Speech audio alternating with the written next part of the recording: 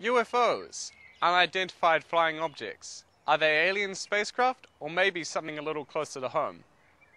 Over this series, I plan to look at some of New Zealand's better known UFO sightings, as well as some lesser known ones.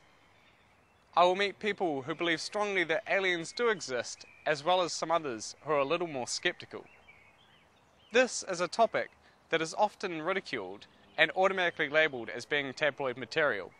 I will be taking a serious look at the phenomenon and sharing with you my findings. Join me on my journey into the unknown.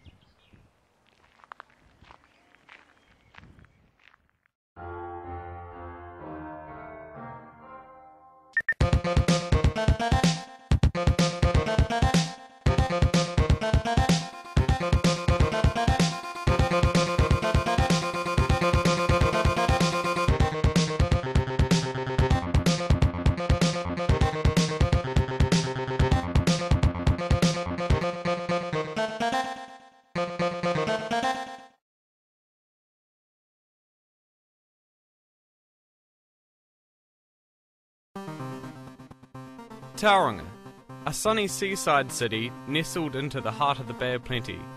Over the past 60 years, this area has been a hotspot for UFO sightings, especially around the neighbouring offshore islands.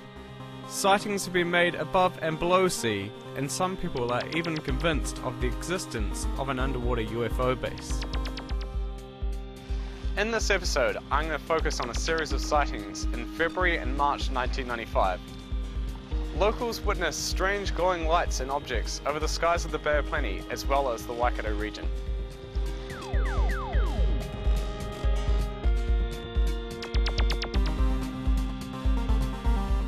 This is Suzanne Hansen. She heads New Zealand's prominent UFO research organisation UFocus. Generously, she has shared her own research with me to help me explore these phenomena.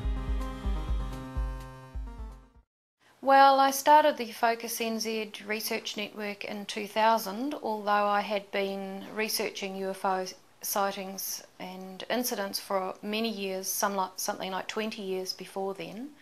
But I decided to formally start a network that involved a lot of other people and researchers in New Zealand as well, so that we can benefit from each other's skills and areas of interest, and so that we can better reach the public and cover the population of New Zealand better with investigators throughout the country.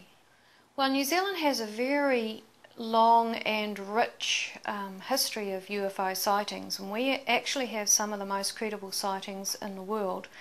But when you actually speak to the grassroots people out there, just everyday New Zealanders, farmers, truck drivers, factory workers or whatever, there are hundreds and hundreds of people in our country who have seen UFOs, and by UFO I mean simply something that is unidentified in our skies. She also happens to be the first person to observe the lights and objects in the sky on Saturday, February the 25th, 1995. Well, the 1995 sighting that I had, I was at home in my house in a rural area and in an elevated area up in the lower Kaimai Ranges. I went outside about 10:30 at night to take my dog out and put her in her kennel, and just sat out there on a log for a bit watching the night sky and patting my dog, and it was then that I saw roughly a tennis ball sized green, very bright green light go overhead over my house and continue down towards the coastline over the lowlands.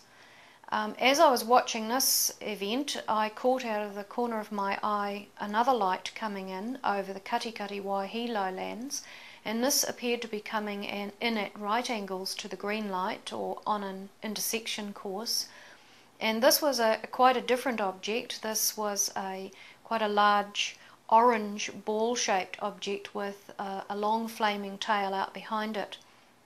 And of course my first instinct was to think that maybe this was a meteor. However, it was very low. I'm talking about very low down over the hills and coming down over the sea. And what struck me was that this particular red object came down at a steep angle and then appeared visibly to slow, change its angle and descend slightly a bit more, then change its angle again and slow down much more as it went down towards the sea.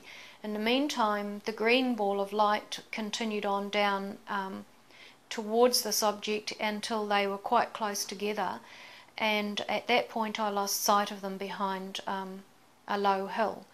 But they were quite low over the sea out towards Mare Island at that time, and I would imagine that if it was something like a meteor, it would have hit the water and made quite a mess.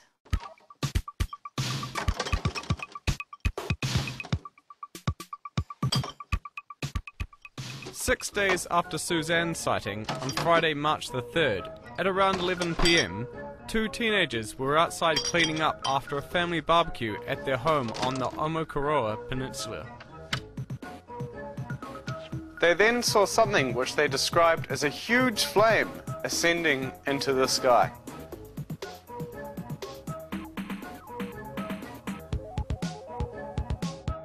They stated that they saw a bright red-orange ball of light with a tail that appeared flame-like spreading out behind it, the edges dripping red-orange light like sparkling fireworks. They notified their mother, and the three of them watched as the light rose in the sky before turning horizontal and continuing that way until it was no longer visible.